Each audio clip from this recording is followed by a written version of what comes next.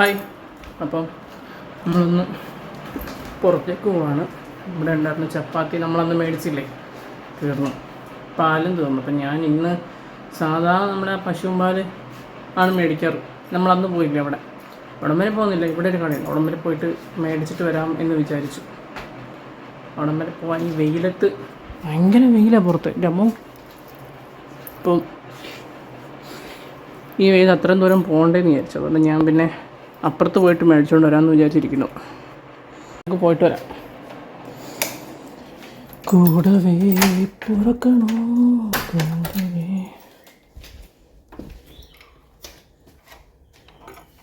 ഇവിടെ സെബയുടെ അന്വേഷണം നടന്നുകൊണ്ടിരിക്കുന്നു. ഒരു സൈഡിൽ ഇതുവരെ നമുക്ക് അനുകൂലമായിട്ടുള്ളൊരു ഇതൊന്നും കിട്ടിയില്ല.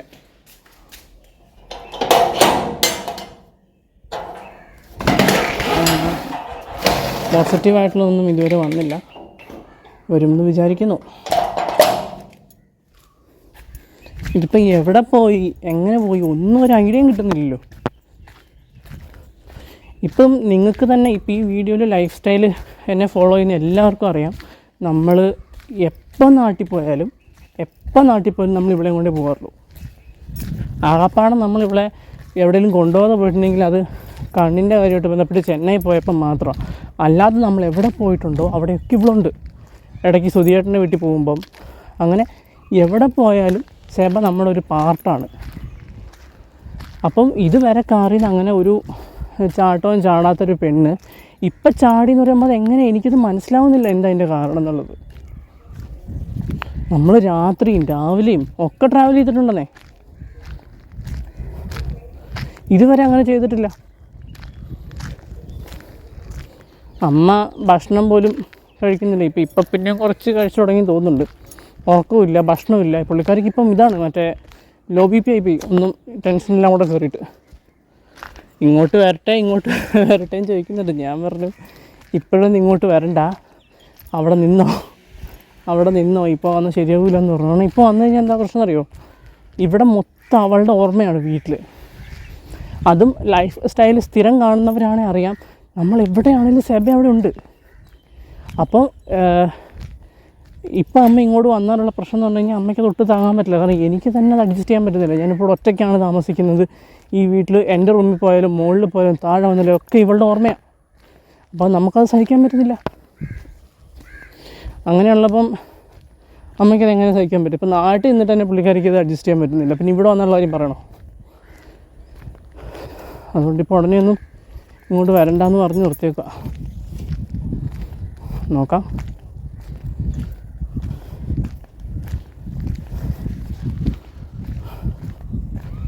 അയ്യോ, പെട്ടെന്ന് നമ്മുടെ കുടുംബത്തിലുള്ള ഒരാൾ പോയി കഴിയുമ്പം ഉണ്ടാകുന്നൊരു സങ്കടം ഉണ്ടല്ലോ. ഇതേപോലെ ആയിരുന്നു അമ്മയുടെ പപ്പ അകാലത്തിൽ പൊലിഞ്ഞു പോയ സമയത്ത്. ഭയങ്കര സങ്കടമായിരുന്നു.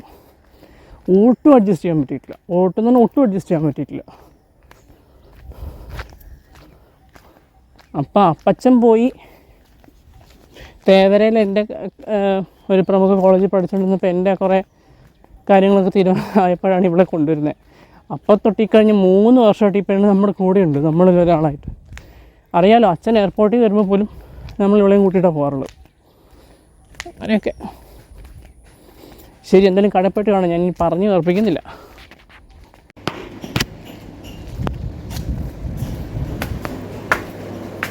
ചേട്ടാ, ചേച്ചി പാലുണ്ടോ? 2 കൂറ് പാല്. ചപ്പാത്തി വന്നോ?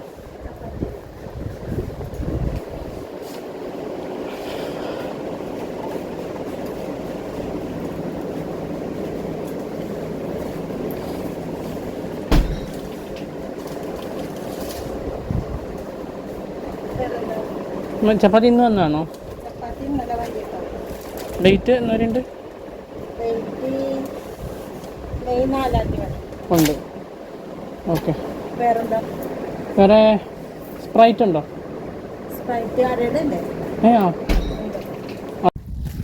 അപ്പോൾ നമ്മൾ തിരിച്ച് വീട്ടിലെത്തി. അവിടെ എത്ര ദൂരം നോക്കിയപ്പോഴത്തേക്ക് വെയിലിൻ്റെ ശക്തി കാരണം മടുത്തു. അയ്യോ,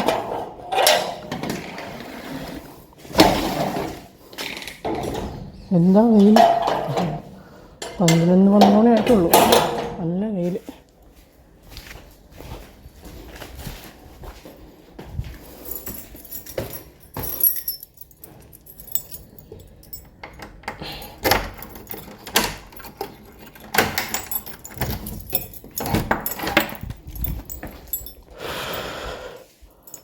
ഞാൻ അതുകൊണ്ടൊരു 7up കൂടെ മേടിച്ചു. 7up അല്ല, സ്പ്രൈറ്റ്.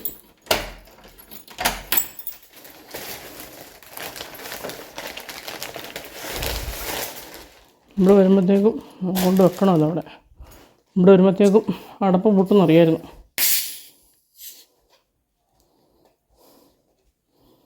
ഹേയ്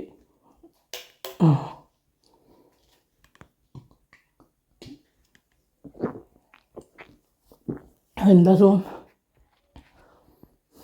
ഞാനിപ്പോഴേ തുണി തേക്കാൻ പോകാം. ഇവിടെ ഇങ്ങനെ വെറുതെ ഇരുന്നിട്ട് എനിക്ക് സത്യം പറഞ്ഞാൽ തലപ്പരാന്ത് എടുക്കുന്നു. ഓരോരോ ചിന്തകളാണ് ഇങ്ങനെ വെറുതെ ഇങ്ങനെ ഇരിക്കുമ്പോൾ. നമ്മൾ ഈ വീട്ടിൽ തന്നെ അല്ലേ, ഇപ്പം നിങ്ങളിത് കാണുന്നതല്ലേ, ഇപ്പം നിങ്ങൾ ഇങ്ങോട്ട് നോക്കിയാൽ അറിയാം, എവിടെ നോക്കിയാലും അവളല്ലേ. ഇപ്പോൾ ഈ റൂമിൽ അവളെ കളിപ്പിക്കുന്നത്. ലാസ്റ്റ് അവളെ കാണിച്ച വീഡിയോക്കകത്ത് ഞാൻ ഇവിടെ ഇരുന്നിട്ട് അവളെ കളിപ്പിച്ചത്. അങ്ങനെ എവിടെ നോക്കിയാലും അവളുടെ ഓർമ്മയേ ഉള്ളൂ ഈ വീട്ടിൽ. അപ്പം ഇവിടെ തന്നെ ഇരുന്നിട്ട് എനിക്ക് ഭ്രാന്താവുന്നു സത്യം പറഞ്ഞു കഴിഞ്ഞാൽ. ഇത്രയും ദിവസം ഇന്ന് വരെ ഈ പ്രൊജക്റ്റിൻ്റെ ഓരോ കാര്യങ്ങളൊക്കെ ചെയ്യാനുണ്ടായിരുന്നതുകൊണ്ട് അതിങ്ങനെ ചെയ്ത് മുമ്പോട്ട് പോയി. ഇന്നൊന്നും ഇപ്പോൾ ചെയ്യാൻ പ്രത്യേകിച്ചൊന്നും ഇല്ല. അതാണ് അവസ്ഥ. തേപ്പുകാരനുണ്ട്, അയാൾക്ക് കൊടുത്ത പുള്ളിക്കാരൻ തേച്ച് തരും. പക്ഷേ 2 ഷർട്ടേ ഉള്ളൂ കാര്യം. പിന്നെ ഇനി ഒരു ഷർട്ട് അലക്കാൻ കിടപ്പുണ്ട്, അത് ആലുവയിൽ ഇട്ടുകൊണ്ട് പോയത്. ആ ബ്രൗൺ ഷർട്ട് നിങ്ങൾ വീഡിയോയിൽ കണ്ടില്ലേ, അത് അലക്കിയിട്ടില്ല, അലക്കണം.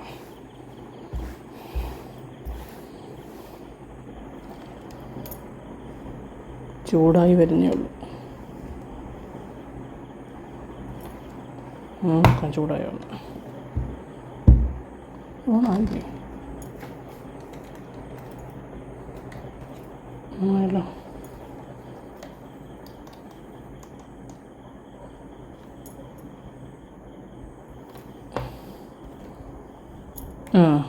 ചൂടായി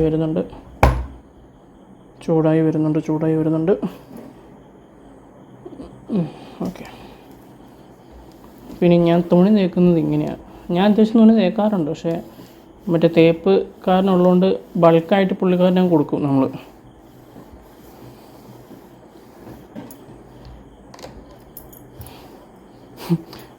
അമ്മയെ ഞാൻ വെച്ചിട്ട് പാവം ഭയങ്കര കരച്ചിൽ. അമ്മയ്ക്ക് ഭയങ്കര കുറ്റബോധമുണ്ട്, അമ്മയുടെ കയ്യിൽ നിന്നാണല്ലോ പോയത്. അപ്പം എന്നെ വിളിച്ചിട്ട് ഭയങ്കര കരച്ചിലായിരുന്നു. ഞാൻ ഈ ഒരു വീട്ടിൽ നിന്നൊക്കെ വിളിച്ച് അധികം സംസാരിക്കില്ല ഇപ്പോൾ, പെട്ടെന്ന് കട്ട് ചെയ്യും. കാരണം ഞാൻ ഈ ഒരു അന്തരീക്ഷത്തിൽ നിൽക്കുന്നുണ്ട്. അതെന്താ ഒരു സൗണ്ട് കേട്ടെ, എനിക്ക് പെട്ടെന്ന് കരച്ചിൽ വരും. അപ്പം അതുകൊണ്ട് വീട്ടിൽ നിന്നൊക്കെ വിളിച്ച് കഴിഞ്ഞാൽ ഞാൻ അപ്പം പെട്ടെന്ന് പറയാനുള്ളത് പറഞ്ഞ് അപ്പം തന്നെ ഞാൻ കട്ട് ചെയ്ത് കളയും. അധികം സംസാരിക്കും. അയ്യോ, ഈ കുഞ്ഞി കൈ ആയതുകൊണ്ട് ചുളുങ്ങിപ്പോയി.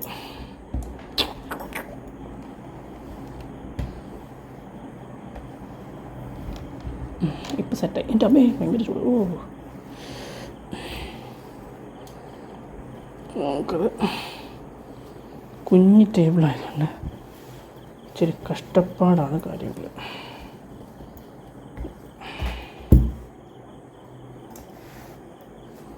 അങ്ങോട്ട് നോക്കാം.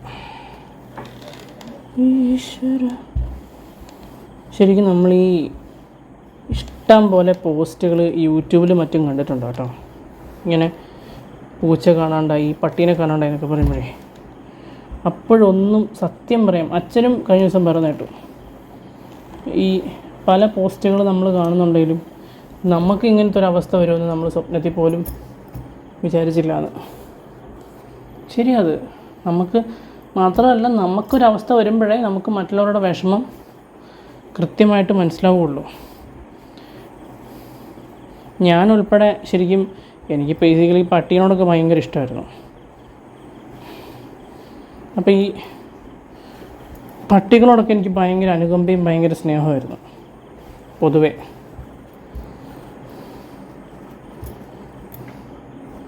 ഇന്നിപ്പോൾ വേറെ ഒരു കണ്ടൻറ്റും ഇല്ല.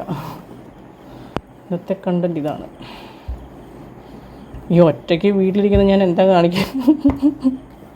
സത്യം പറഞ്ഞാലേ സംസാരിക്കാൻ ആരുമില്ല, ഞാൻ ഒറ്റയ്ക്കല്ലേ. ശ്രീദേവി ചേച്ചി വരുന്നുണ്ട്. ചേച്ചി പിന്നെ വരുമ്പം എന്തെങ്കിലുമൊക്കെ കുക്കിങ്ങൊക്കെ ആയിരിക്കും. അതുകൊണ്ട് ഞാൻ പിന്നെ ചേച്ചീനെ അങ്ങനെ ഷൂട്ട് ചെയ്യാറില്ല.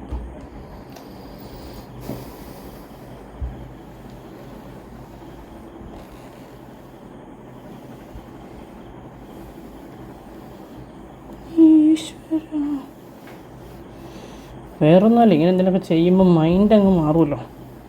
അല്ലെങ്കിൽ നമ്മളിങ്ങനെ ചിന്തിച്ചുകൊണ്ടിരിക്കും, തലപ്രാന്ത. അങ്ങനെ ഒരു ഷർട്ട് സെറ്റായി. ചുളുക്കം മാറിയോ ഇല്ലേ എന്നുള്ളത് നിങ്ങൾ പറ. കാണുന്നുണ്ടോ എന്നറിയില്ല, പക്ഷെ പൊക്കി കാണിക്കാം. തൽക്കാലം നമുക്കത് ഇവിടെ തൂക്കാം. ഇവിടെ ഈ ഹാങ്കറിങ് എടുത്തിട്ട് അടുത്ത ദിവസങ്ങളിലേക്ക് ഇടാനുള്ളതാണല്ലോ എന്തായാലും.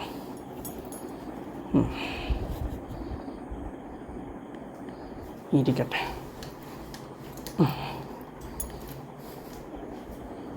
ഇനി ഈ ഒരു ഷർട്ടും കൂടി ഉള്ളൂ. ഇത് അപ്പച്ചൻ എനിക്ക് തന്ന ഷർട്ടാട്ടോ. അപ്പച്ചൻ്റെ ഷർട്ടായത്. ഇതും കൂടെ തേക്കുന്ന കാണിച്ച് ഞാൻ ബോറടിപ്പിക്കുന്നില്ല. സമയം ഇപ്പോൾ 2 മണിയായി. ഇപ്പം കിടന്നുറങ്ങണം. തലനാരി ഇവിടെ ഇരിക്കുമായിരുന്നു, ഉറക്കം വന്നില്ല. എങ്ങനെയാലും ഉറങ്ങണം. ഇനിയിപ്പോൾ ഈ വീഡിയോ ഇരുന്ന് എഡിറ്റ് ചെയ്തിട്ട് കിടന്നുറങ്ങണം. അപ്പം നാളെ കാണാം.